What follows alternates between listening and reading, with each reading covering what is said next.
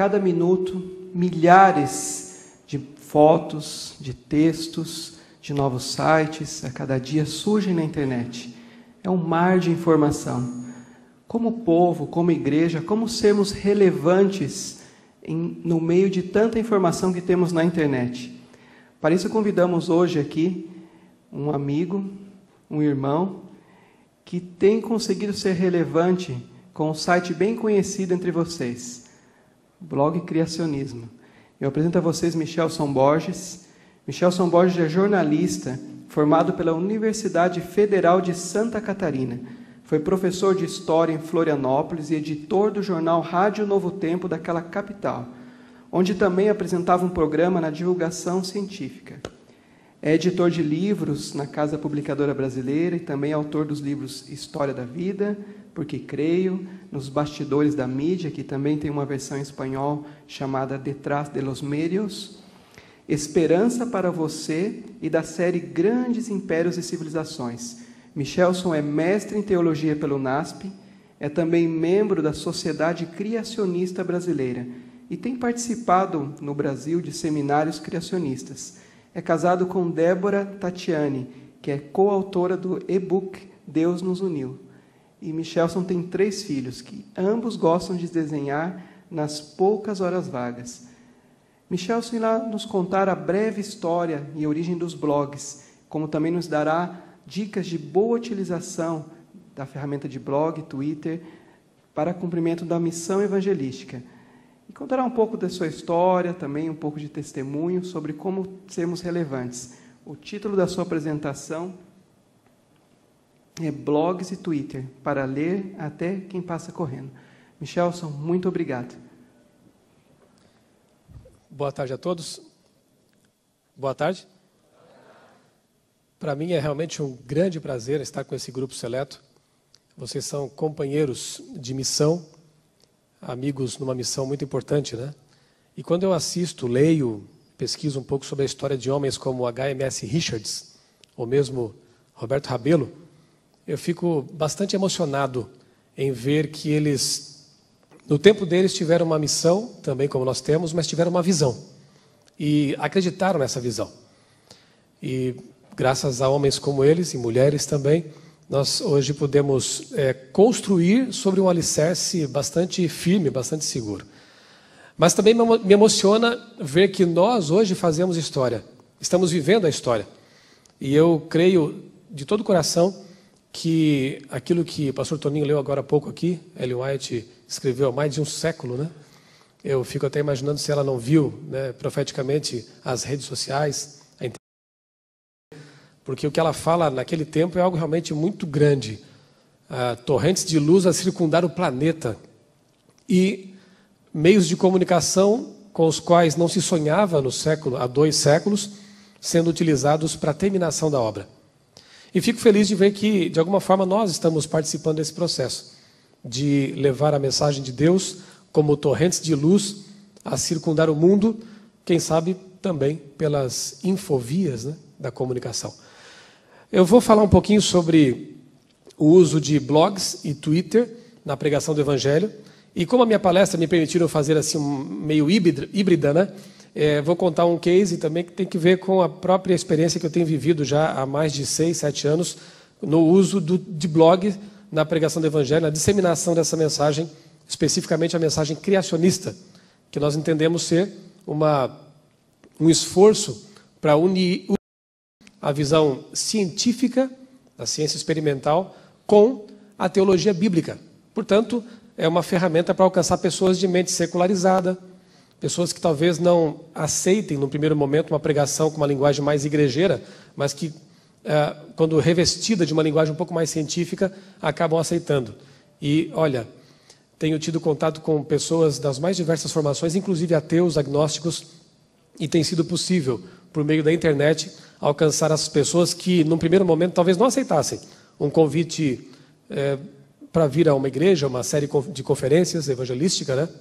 Mas atrás de uma tela de computador, de um smartphone ou algo assim, elas acabam tendo os preconceitos derrubados graças a um texto que foi preparado de coração pensando dessas pessoas. Rapidamente aqui, tratando um pouquinho da história dos blogs, que é muito recente. Se fôssemos voltar aí rastreando um pouquinho esse fenômeno, em 99 é que foi criada essa ferramenta que impulsionou fenômenos dos diários pessoais na internet. Em julho, a empresa Pitas criou o primeiro software grátis. E em agosto, o norte-americano Evan Williams, da empresa Pyra Labs, criou uma ferramenta semelhante ao Blogger. Ou melhor, uma ferramenta semelhante, que é o Blogger, que revolucionou a criação e postagem de páginas pessoais na rede. Qual foi a grande revolução? Graças a Williams, foi possível a pessoas leigas, é o meu caso, nessa linguagem de computador, essas coisas todas, né? Foi possível a leigos desse universo produzirem conhecimento, produzirem conteúdo e postarem sem nenhuma dificuldade. Plataformas como WordPress, Blogspot e outras gratuitas acabaram sendo desenvolvidas e gente que não entendia muita coisa de HTML, FTP, etc., pôde, então, disseminar conteúdos na internet. Além de ser fácil de usar, esses softwares são gratuitos e o conteúdo postado não passa por qualquer tipo de censura. Isso é uma outra novidade interessante. Geralmente, as pessoas, digamos, normais, ou que não têm assim, tanto acesso aos meios de comunicação, não tinham realmente como divulgar seus conteúdos nesses grandes... E, por outro lado, havia dificuldade também da censura, que ainda, infelizmente, existe em muitos meios, né? Agora, na internet, essas coisas passam a deixar de ser problema para quem quer comunicar. Basta seguir os passos que esses sites, esses meios nos possibilitam, né? Que são simples. Preencher um cadastro, criar título para fazer a descrição do seu blog. Aqui também exige-se um pouquinho de criatividade para ter um título bem atrativo. Escolher o endereço e o domínio. Escolher o template. Eles também oferecem uma gama grande de templates ali já para você. Se você entender um pouquinho mais, pode personalizar o seu blog. Escrever e, finalmente, postar. Só isso. Ficou fácil, né? Basta ter uma ideia na cabeça e vontade de produzir. De onde veio o termo blog? É outra história curiosa. Inicialmente, o John Barger, ele chamou o seu diário virtual de weblog, algo como registro na web.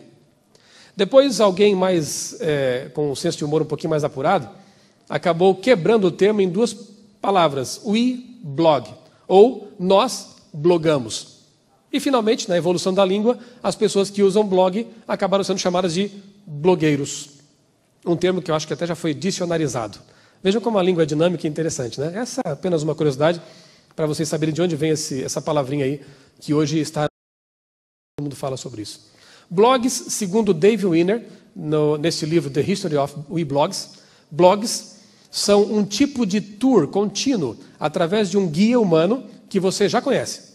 Há uma empatia interessante aí, né? Quando você acompanha alguém que passa a ser uma espécie de condutor daquilo que você acompanha na internet. Frequentemente atualizados num tipo de improvisação em tempo real, os blogs apontam para eventos interessantes, páginas, histórias e acontecimentos em qualquer lugar na web. Um tour contínuo. Isso nos lembra daqueles famosos fanzines dos anos 70 e 80. Acho que a maior parte aqui, ou boa parte pelo menos, deve ter acompanhado esse fenômeno aí. Eu, sem querer revelar assim tanto da idade, mas acompanhei sim essa comunicação assim informal, né, em que pessoas, novamente uso esse termo, ditas comuns, podiam agora por meio de mimeógrafo, lembram o que é isso? E também xerox, ou fotocópias, disseminar conteúdos daquilo que eles gostavam de produzir. São os famosos fanzines. Os blogs acabam nos recordando dessa mídia assim, bem informal, bem interessante, bem popular. Eu diria que seriam os fanzines dos anos fim do século XX, começo do século XXI. No Brasil, esse fenômeno, os blogs, começam a aparecer lentamente nos anos 90. Portanto, é algo realmente bastante recente, né, na história da comunicação, especialmente aqui em nosso país. Outro item interessante que vale a pena a gente refletir um pouquinho, daqui a pouco na nossa discussão aí em grupos será dado espaço para isso, é a questão de como usar positivamente a internet. Essa é uma preocupação de educadores, de comunicadores, de muitas pessoas, né? Nós certamente temos feito bom uso e podemos, quem sabe, meditar num texto que foi escrito há muitos séculos, mas que se antecipou no tempo, porque faz parte da revelação de Deus. Esse texto me surpreende. Abacuque capítulo 2, verso 2, ali Deus se comunica com o seu profeta e diz assim para ele. Ele diz a respeito dessa experiência, Abacuque: então o Senhor me respondeu e disse: escreve a visão e torna bem legível sobre tábuas. Eu coloquei ali nos colchetes, seriam tablets, né? Tábuas, para que possa ler até quem passa. Olha que interessante, irmãos. Na Bíblia, o conceito de comunicação clara e veloz e rápida. Seríamos nós os Abacuques modernos? Para quem Deus está dizendo, escreve claramente a visão que eu estou te dando. Que visão? A visão da esperança, a visão da volta de Cristo. A nossa mensagem bíblica, escreva isso. Mas não apenas escreva de modo claro, relevante, adaptado ao seu público, para que possa ler até quem passa correndo. E hoje, quem lida com a internet sabe que o leitor ali não é de se dedicar muito à leitura profunda. Veja só, eu trouxe aqui o caderno ilustrado da Folha de São Paulo, de 21 de maio deste ano. A nova geração, os chamados nativos virtuais. Esse pessoal que já nasceu com o iPad no berço.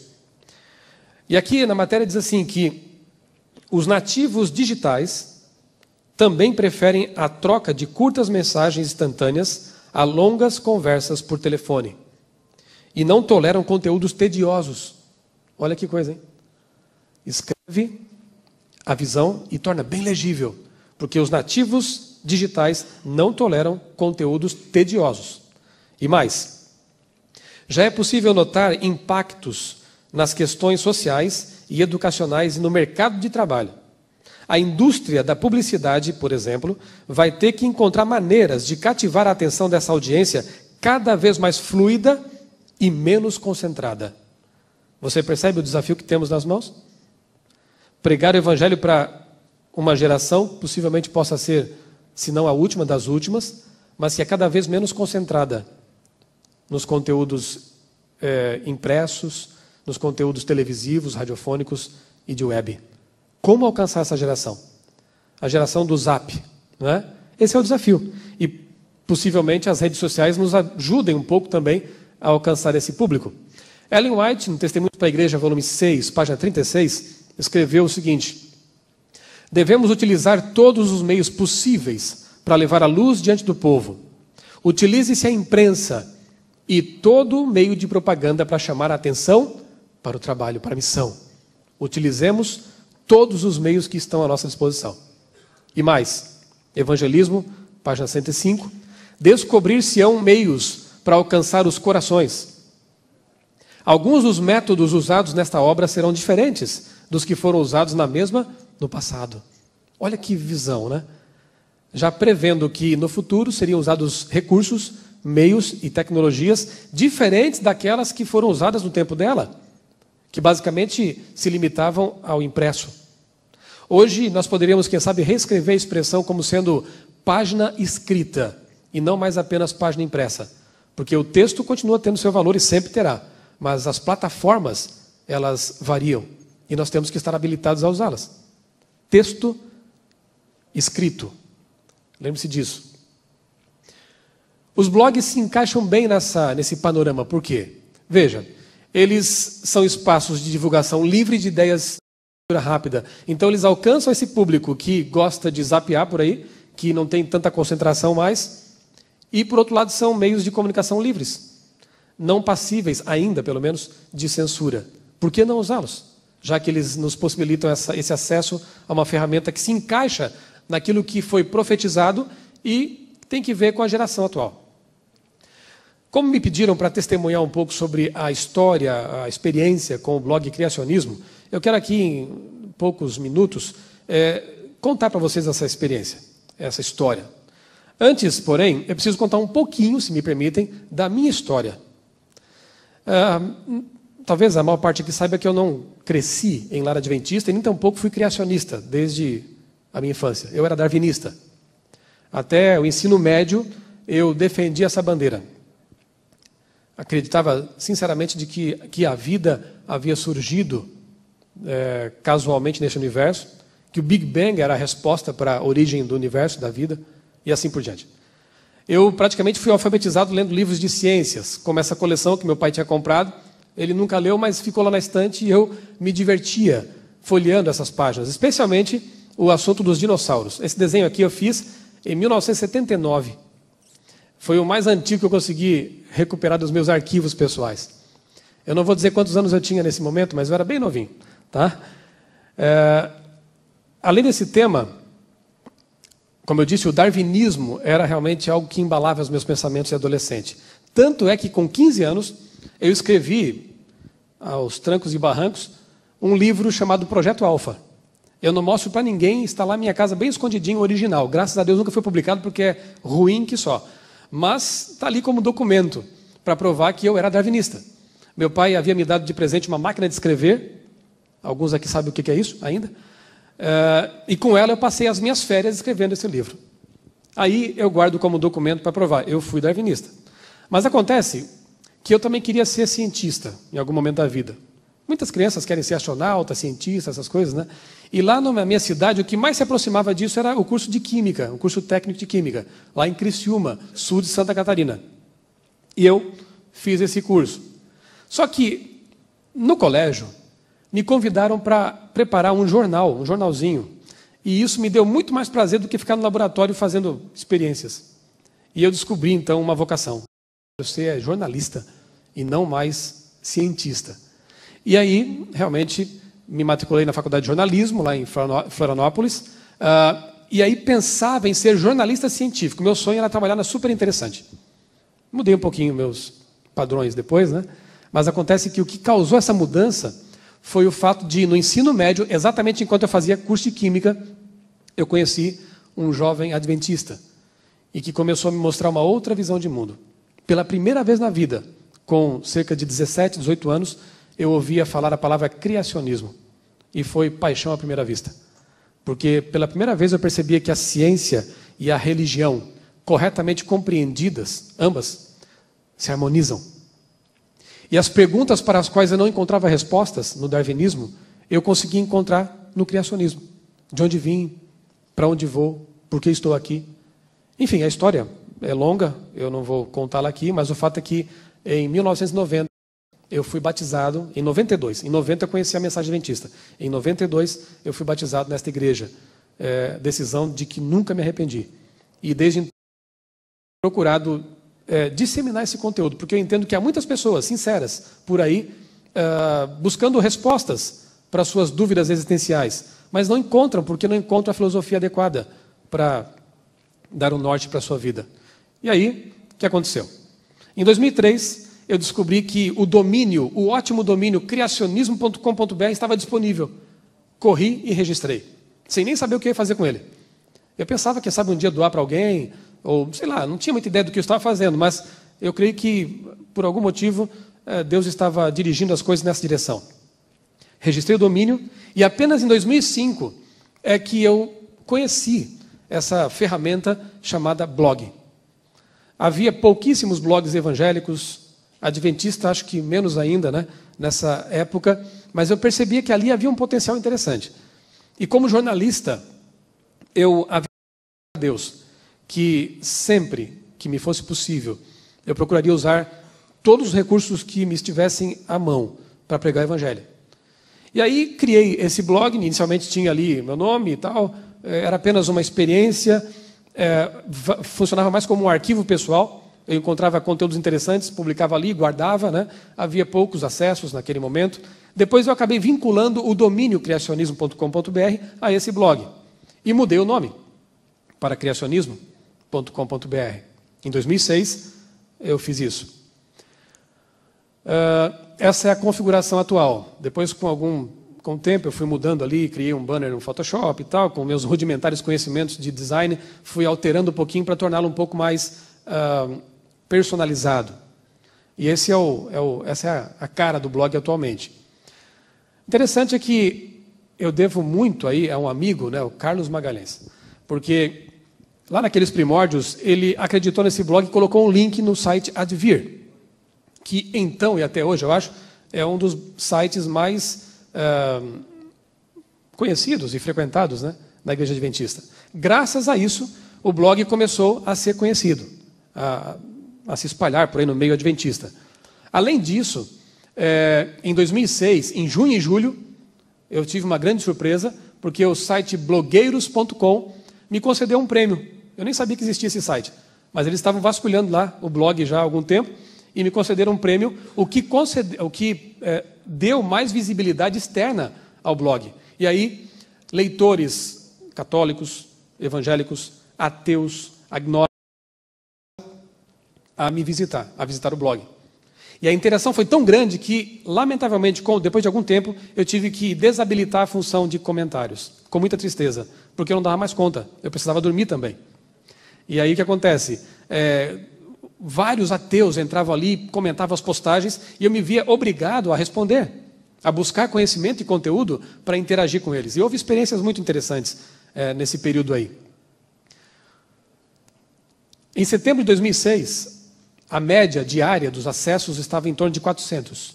400 pessoas por dia visitavam o blog. Depois que houve essa divulgação maior por parte do Advir e também daquele blogueiros.com, o acesso cresceu.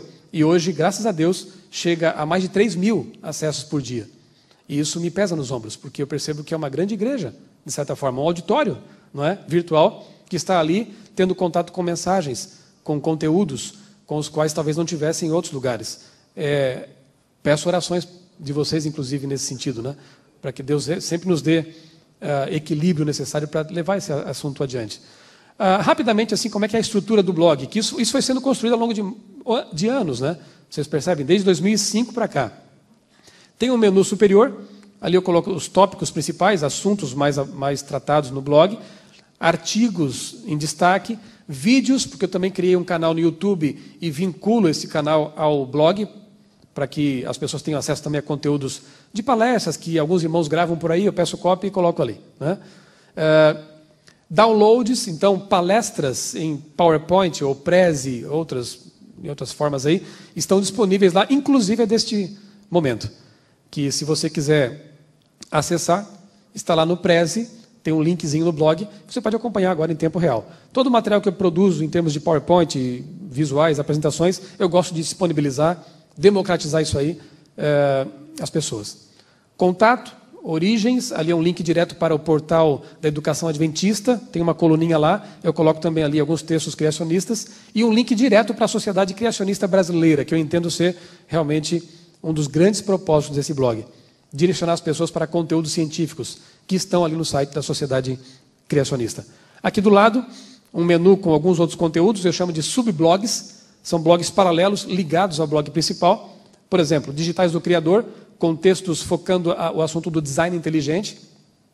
Arqueologia Bíblica, o título é autoexplicativo, né? Entrevistas, Curso Bíblico, também tem ali para as pessoas conhecerem nossas 28 doutrinas. Perguntas, ali sim há uma certa interação. Eu recebo perguntas por e-mail e procuro respondê-las à medida que que eu consigo ter tempo, né? E peço também a ajuda de alguns amigos, teólogos, cientistas, para poder colocar ali perguntas que vão servir não só aquela pessoa, mas outras que eventualmente acessarem essa sessão. Dicas de leitura, dicas de bons filmes, há alguns bons filmes por aí ainda, né? Pensamentos e papéis de parede. Alguém será atraído por algum tipo de conteúdo, eu penso assim. Então eu tenho que ter algumas iscas, alguns chamarizes. Nem todo mundo se interessa talvez por ciência e religião, ou criacionismo, mas haverá alguém que se interessará por arqueologia bíblica, quem sabe por filmes, ou algo assim. E assim você, quem sabe, captura a atenção de quem passa correndo e traz a pessoa para o seu conteúdo, para a mensagem. Esse link aqui, você precisa ler, tem sido uma ferramenta muito útil para mim, porque as pessoas me escrevem perguntando: que livro eu devo apresentar para o meu pai, que é ateu? Que livro eu posso emprestar para um amigo na escola que é cético ou agnóstico? Pensando nisso, eu fiz uma relação de cerca de 20 obras, livros bons em língua portuguesa, e coloquei ali já com uma resenha comentada. Li todos eles e fiz uma recomendação. Então, se você precisar realmente de uma lista de livros que conduzam a pessoa do teísmo até finalmente o criacionismo, passando por outras áreas aí, você está convidado a conhecer essa listagem aí no link Você Precisa Ler. Twitter, YouTube, quadrinhos também, tem sido uma experiência interessante. Deixa eu mostrar para vocês aqui 3 personagens que nós criamos. Ali em cima, eu desenho a tirinha e um amigo lá de Curitiba, o Joézer Mendonça, escreve os textos. E nós chamamos de Isaac e Charles. E os diálogos têm sido muito bons, porque você conhece Isaac Newton, um dos maiores cientistas de todos os tempos, era cristão. E quem sabe até eu posso dizer que era criacionista. E Charles Darwin, claro que não era, né? Então os dois dialogam ali. Se você quiser ler a tirinha, ela está disponível também lá no blog, no link Isaac e Charles. A de baixo é o chamado cético. Eu digo que ele é um bom cético, porque ele duvida até de si mesmo, para buscar respostas sinceras. Quem desenha essa tirinha é um amigo lá da Casa Publicadora Brasileira, o Thiago Lobo, e nesse caso eu escrevo os textos. Muita gente gosta de quadrinhos, eu, inclusive. E com isso, eu posso pegar alguém que passa correndo também. O quadrinho é a quintessência no que diz respeito à síntese, né? Em 3 quadros, 4 ou 2 até às vezes, você resumir um conteúdo. E as pessoas costumam apreciar. Quem gosta de vídeo acaba sendo atraído. Quem gosta de quadrinhos pode ser atraído também. A ideia é essa aí, e eu já estou me tornando redundante aqui. Aqui o mapinha mostrando locais de acesso ao blog, e me surpreende ver até acesso na Rússia, Austrália, e me emociona ver isso. Porque quando a gente está ali escrevendo um texto, produzindo uma tirinha, ou preparando um vídeo, a gente não sabe quem eventualmente estará do outro lado, né? Recebendo aquilo. E quantas surpresas a gente pode esperar realmente ter um dia lá no céu, quando o tempo não for mais um problema e pudermos nos assentar ali com pessoas de todo mundo, deste mundo aqui, contando para nós testemunhos, né? Maravilhosos. Em 2007 eu fiz uma enquete no blog, só para ter uma ideia do perfil dos meus visitantes. Isso também me surpreendeu. Não o fato de que 79% eram adventistas. Eu tinha já essa noção. No entanto, em segundo lugar estavam ali os evangélicos e católicos e ateus. Um percentual razoável. E aí eu comecei a perceber realmente que a coisa funciona, não é? Você alcançar públicos diferenciados por meio dessa ferramenta. Eu tenho que repetir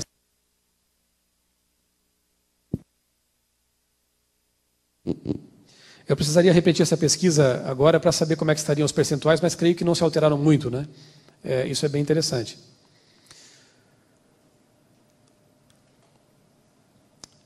Há algum outro blogueiro aqui no auditório? Quantos aqui são blogueiros?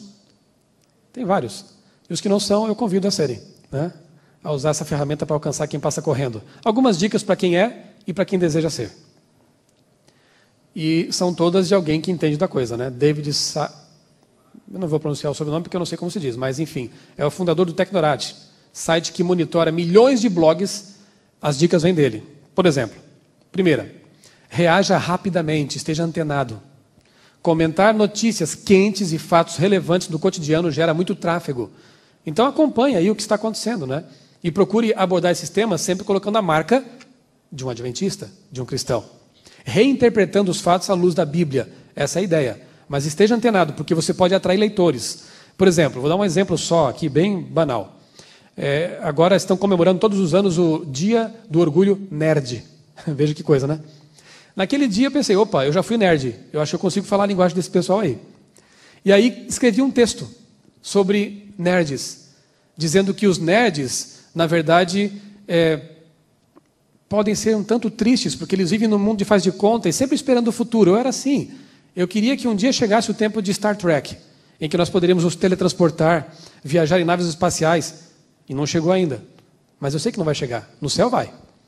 O meio de transporte do céu vai ser fantástico, né?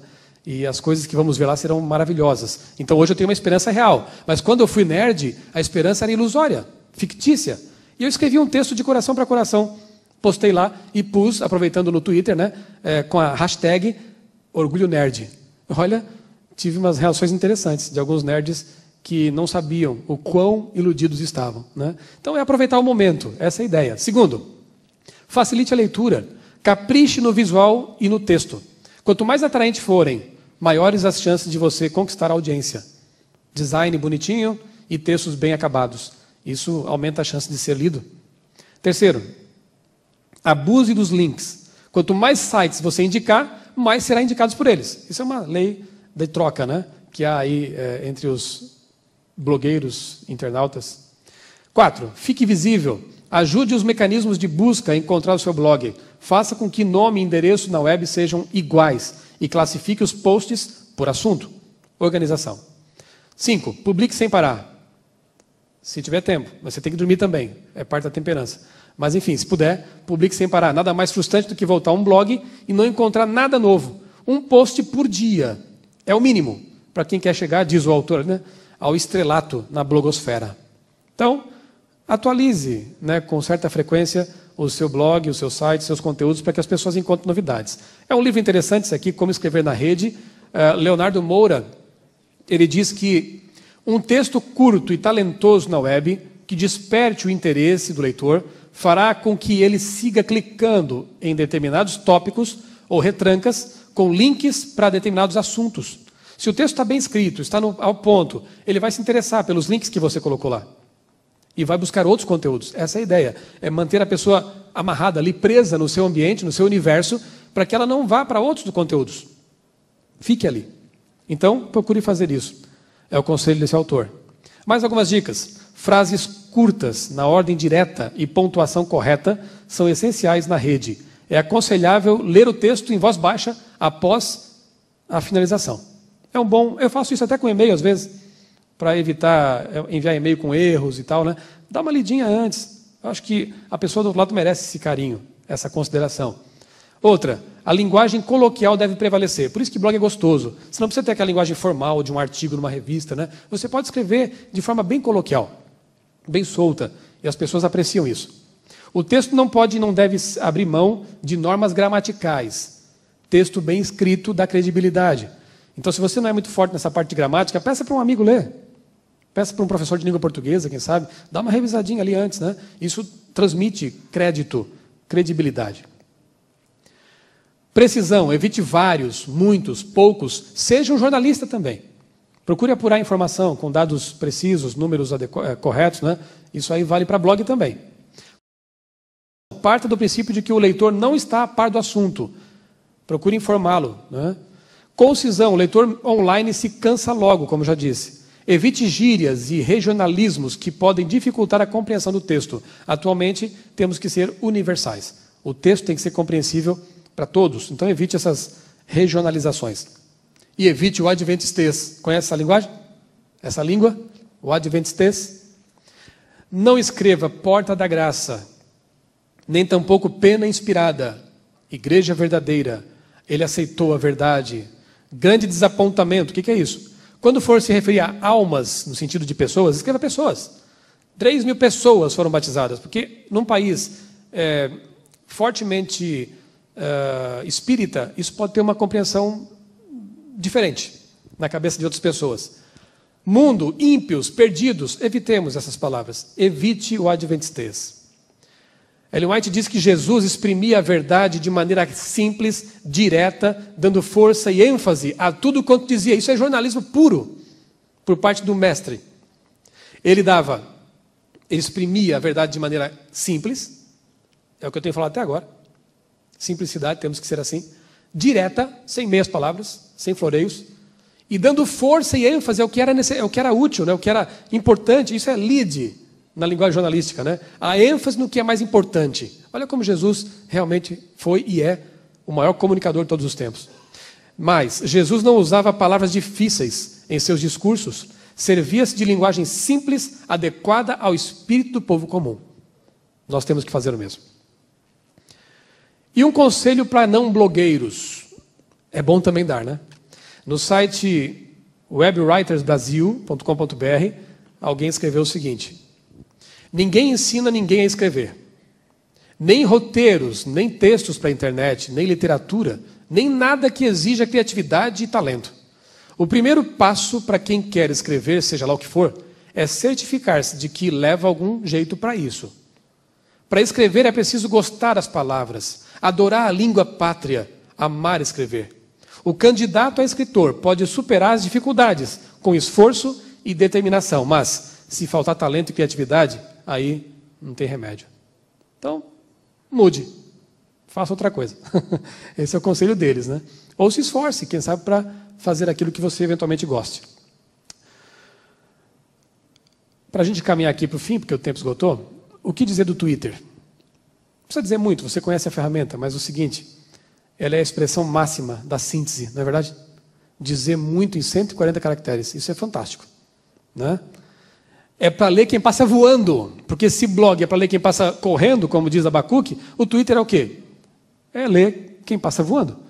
O que eu tenho feito é basicamente isso, né? Eu linkei o Twitter e o Facebook ao blog e eles automaticamente publicam os títulos. E além disso, frases, conteúdos interessantes, textos bíblicos e uma experiência que nasceu espontaneamente e com ela eu quero finalizar. Projeto Revados por Sua Palavra.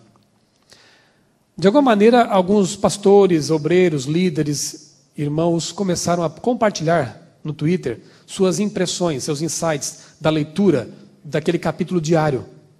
E isso pegou. Começou a crescer. E hoje a hashtag RPSP tem se destacado nos Trend Topics diariamente.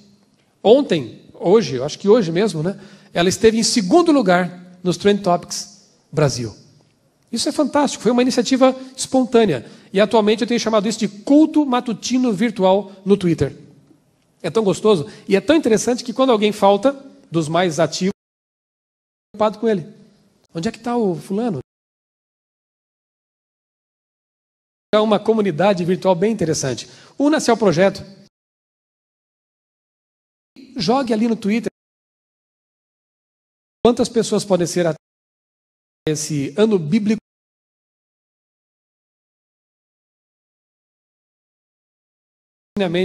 Creio divina. Eu quero ler aqui publicado na revista em 2008. Falei agora há pouco para a respeito disso. M.S. Richards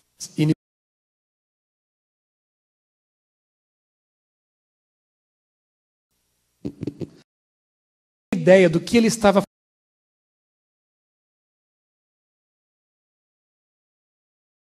Alguns imaginavam que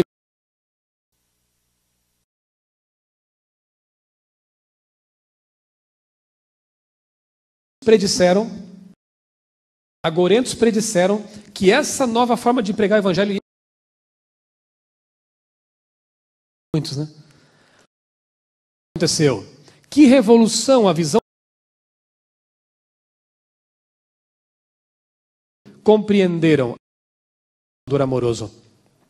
Pessoas totalmente desconhecidas começaram a falar comigo.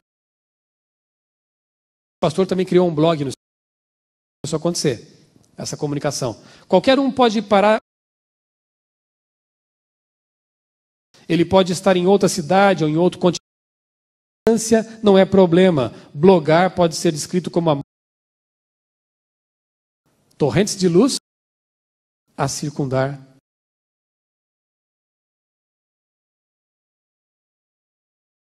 De todo mundo, diz um especialista.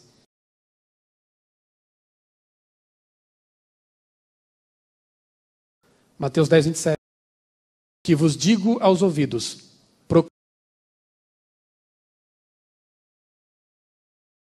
realmente nos ajude, nos dê sabedoria e nos abençoe.